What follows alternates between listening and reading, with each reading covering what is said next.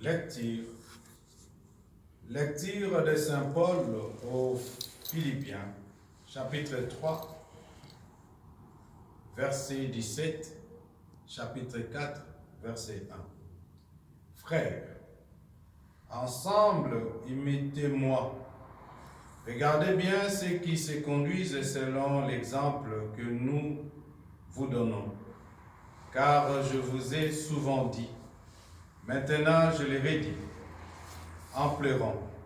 Beaucoup de gens se conduisent en ennemis de la croix du Christ. Ils vont à leur perte, leur Dieu, c'est leur ventre. Ils mettent leur gloire dans ce qui fait leur bonté ne passe pas qu'aux choses de la terre.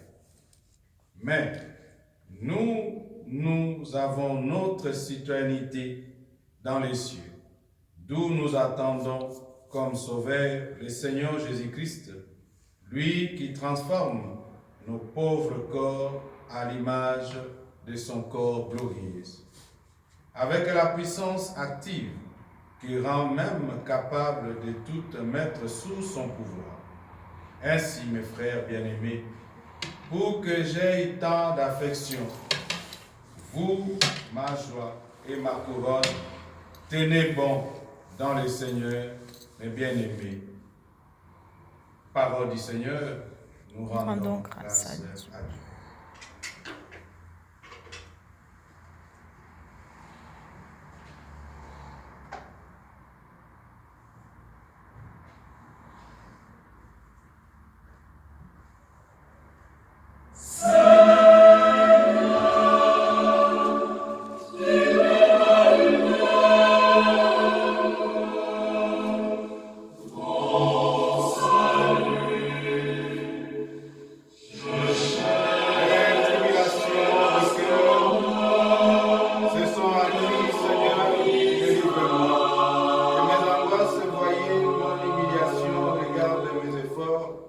Remettez-moi tous mes péchés. Louange au Seigneur parce qu'il est bon, parce qu'il sa miséricorde est sur l'éternel. Il dit toutes les œuvres qu'il a faites, la puissance du Seigneur, il fera comme sa loi, heureux ceux qui gardent l'iniquité et qui pratiquent toujours la justice. Élève-vous de nous, Seigneur, dans notre bienveillance.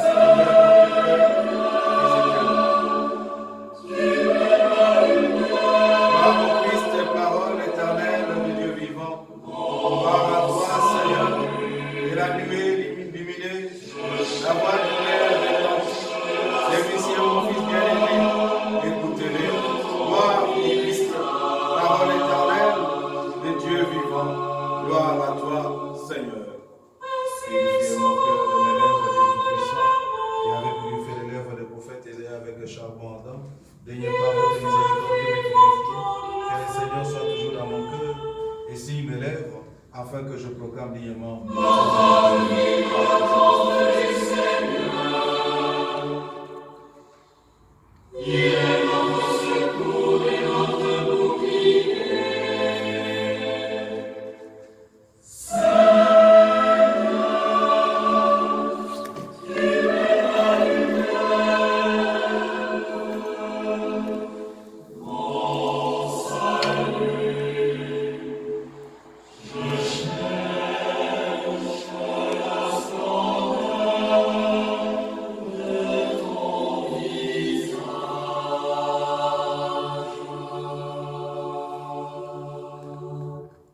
La paix soit toujours avec vous et avec votre esprit.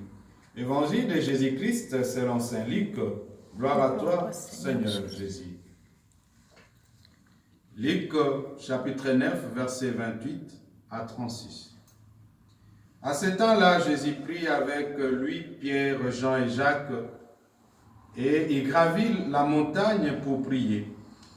Pendant qu'il priait, l'aspect de son visage devient autre, et son vêtement devint blancheur éblouissante. Voici que des hommes entretenaient avec lui. C'étaient Moïse et Élie à Paris dans la gloire. Ils parlaient de son départ qui allait s'accomplir à Jérusalem. Pierre et ses compagnons étaient accablés de sommeil, mais restant veillants, il verra la gloire de Jésus. Et les deux hommes à ses côtés. Et ces dernières s'éloignant de lui, quand Pierre dit à Jésus, « Maître, il est bon que nous soyons ici. Fais 3 tentes, une pour toi, une pour Moïse et une pour Élie. » Il ne savait pas ce qu'il disait. Pierre n'avait pas fini de parler qu'une nuée survient et les couvrit. De son ombre et fera saisi de frayeur lorsqu'il y pénétrera, et la nuée et une voix se fit entendre. Celui-ci est mon fils, celui que j'ai choisi. Écoutez-le. Et pendant que la voix se faisait entendre, il y avait plus que Jésus seul. Les disciples gardera le silence, et ces jours-là, il se reportera à personne rien de ce qu'ils avaient vu. Louange à toi, Seigneur Jésus.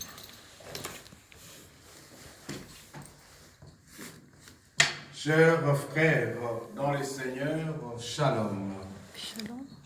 Aujourd'hui, nous célébrons le 2e dimanche de Carême.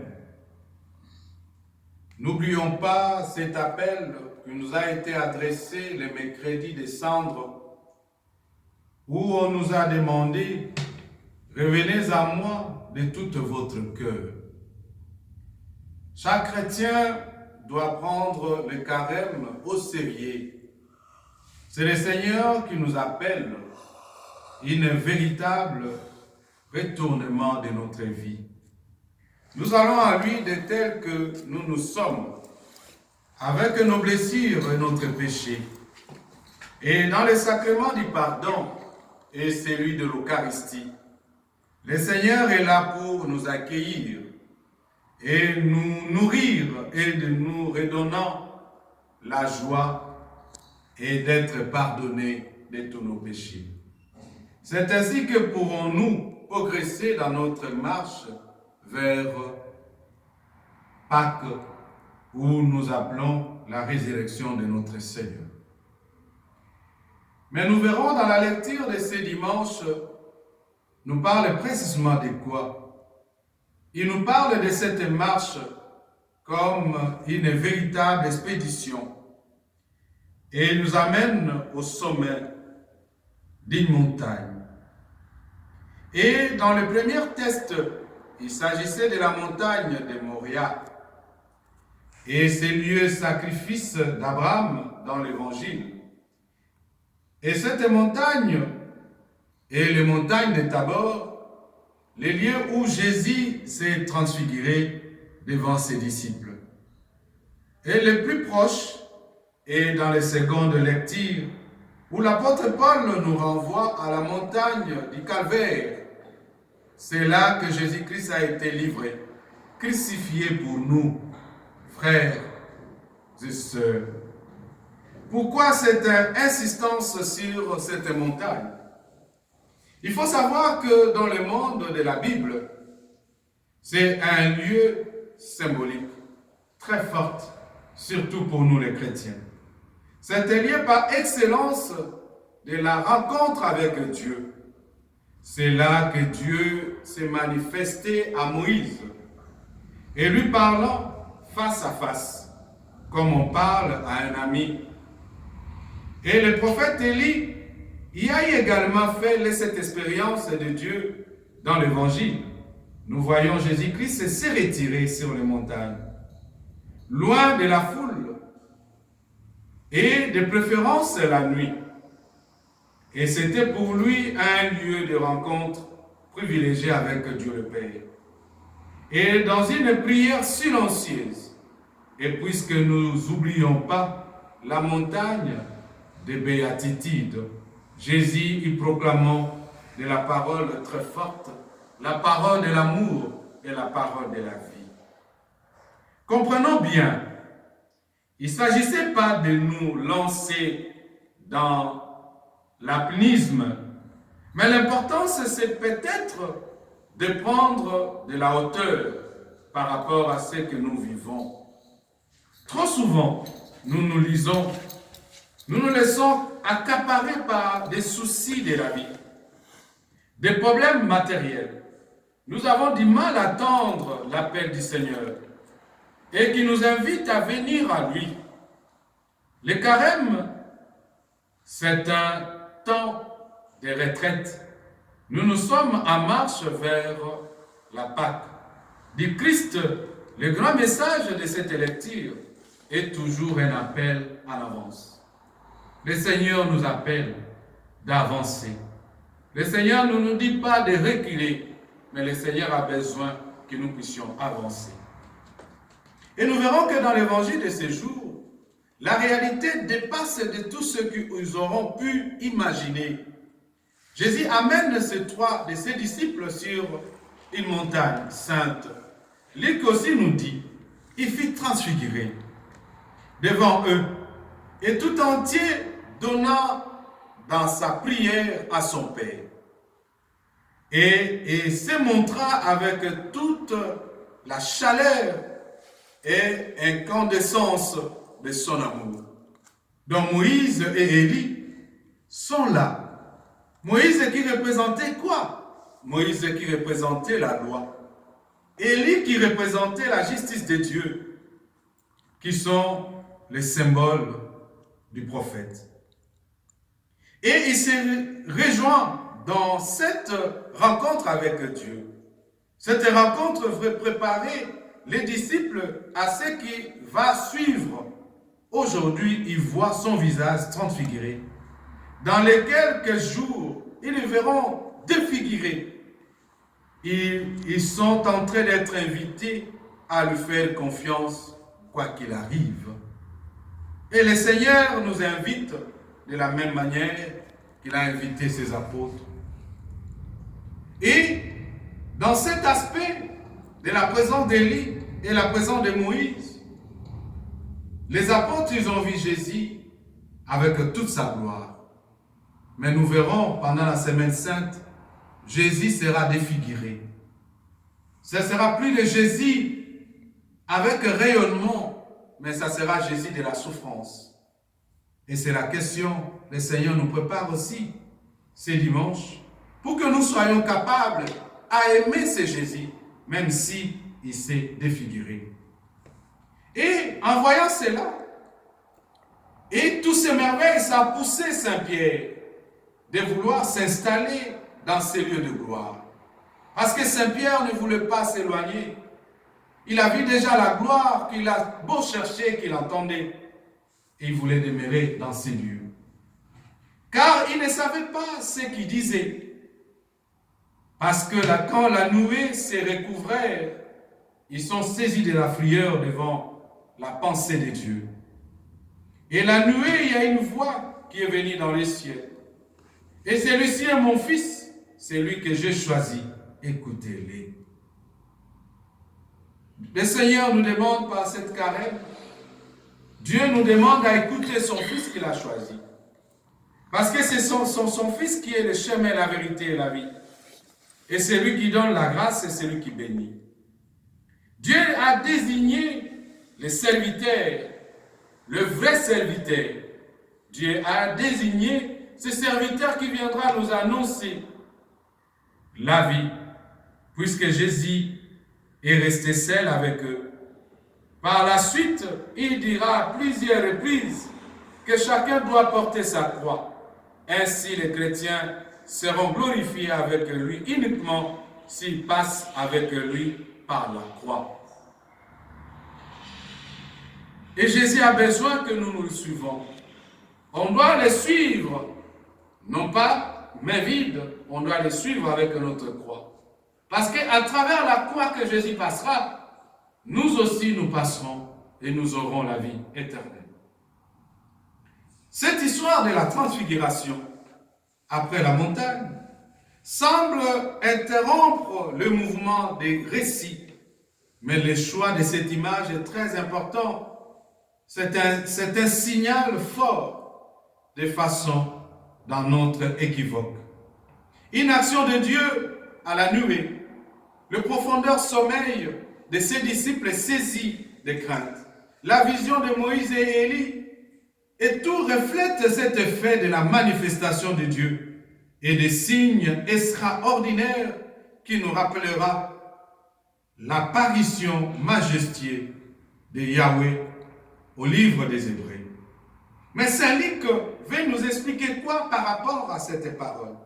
Il dit cette rencontre par la voie de l'image semblable, de la naissance et la résurrection du Messie, dans un tel signe de Dieu, chacun pourra croire que Jésus-Christ agissait, sans lien avec le prophète, isolé du Père et de l'Esprit, dans ses enseignements, des guérisons et autres miracles.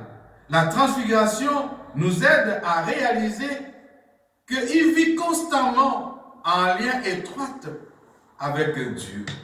Donc, dans ces liens étroits avec Dieu, qui signifiait dans la justice de Dieu à travers Moïse, la loi de Dieu à travers Moïse, la justice de Dieu à travers son prophète Élie.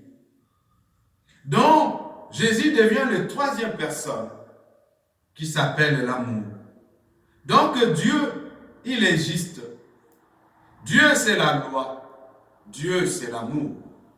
Or, Jésus, en étant en harmonie avec le respect de la loi, Jésus, en étant en harmonie avec la justice, c'est l'amour qui crée l'équilibre et qui fait le balance entre la loi et la justice.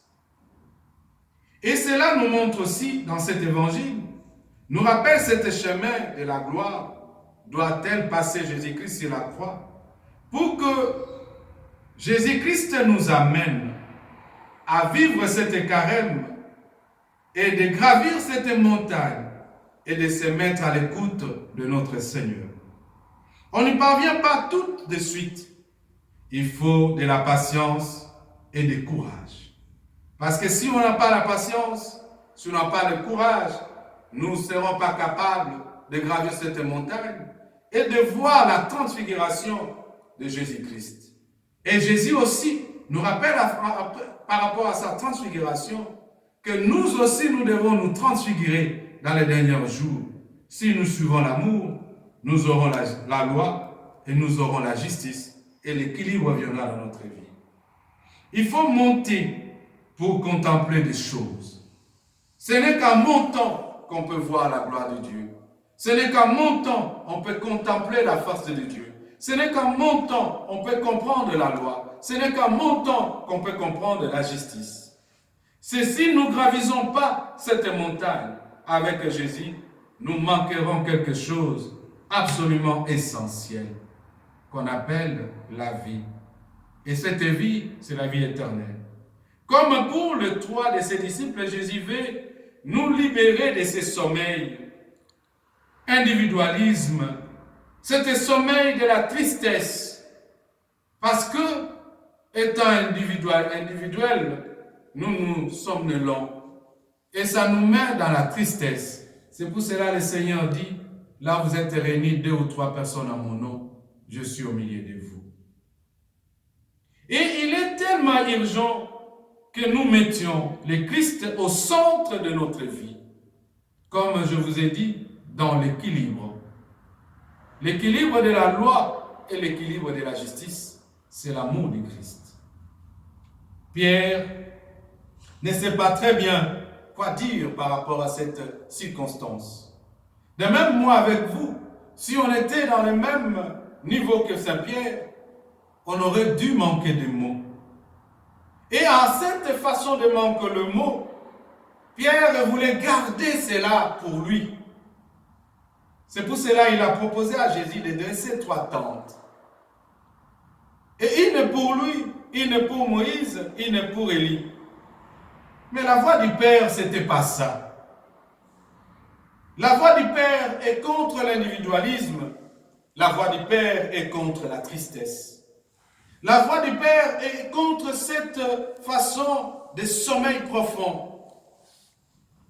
Et cette voix fit attendre, qui invitait les enfants de voir les choses différemment.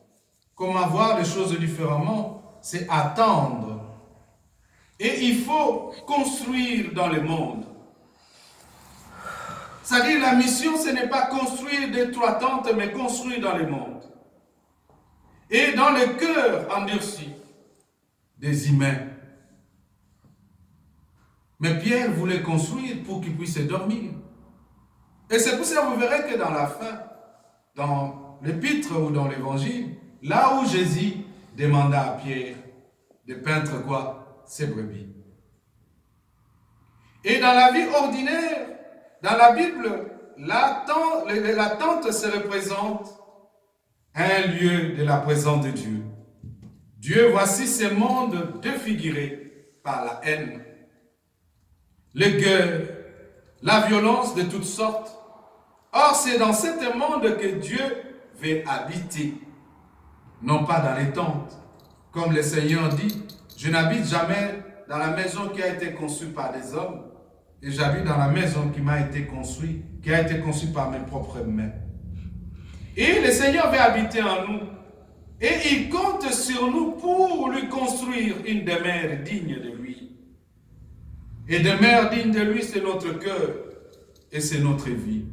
Je vous rappelle, mercredi dans l'enseignement que j'avais donné encore dans ces lieux, en vous demandant de se consacrer 100% au Seigneur et de s'abandonner entre ses saintes mains et que nous soyons construits pour lui. Et comment nous pourrons construire ce temple digne et cette demeure digne de lui? C'est en écoutant la parole de Dieu, en demeurant dans la parole de Dieu et dans la crainte du Seigneur, en respectant la loi de Dieu et en acceptant aussi la justice de Dieu et en manifestant son amour à travers notre cœur.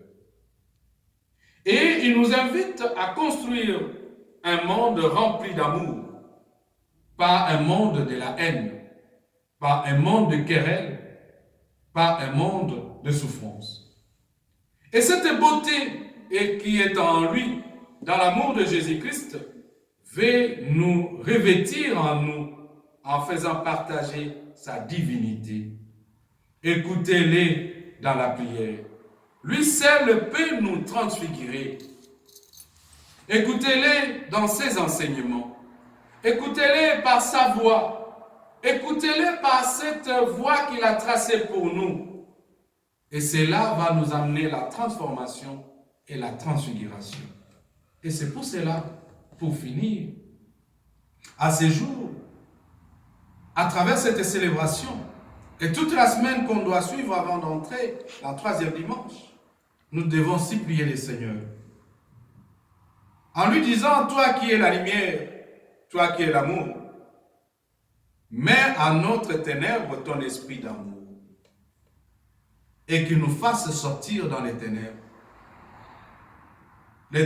de l'individualisme, les ténèbres de la tristesse, les ténèbres d'égoïsme, les ténèbres de ce monde qui est construit par la haine et la destruction totale. Et que nous soyons le vrai bâtisseur de la maison de Dieu par son amour. Ceux qui ont les oreilles, qu'ils entendent, ceux qui ont le cœur, qui les gardent, ceux qui ont la volonté, qui les mettent en pratique. Mettons-nous debout pour rendre grâce à Dieu.